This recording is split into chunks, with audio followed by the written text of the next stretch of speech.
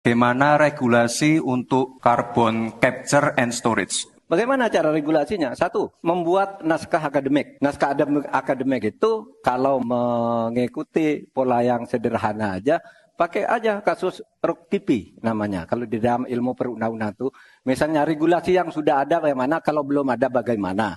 Kemudian opportunity-nya bagaimana. Kemudian kapasitas lembaganya bagaimana. Kemudian komunikasi publiknya bagaimana. Kemudian ideologisnya bagaimana.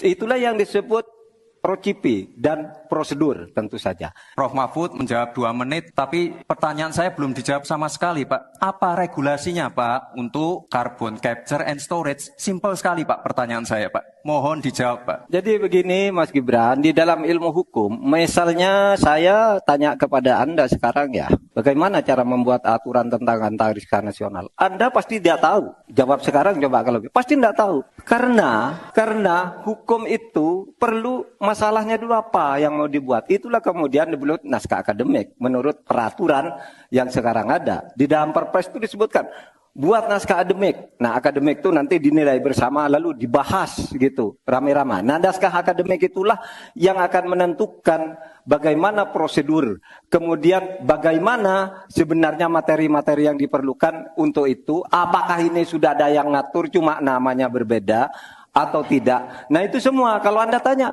gimana sih cara membuat peraturan? Ya gampang, sesederhana itu aja kalau Anda ditanyakan hal baru. Jadi buat naskah akademik kita diskusikan.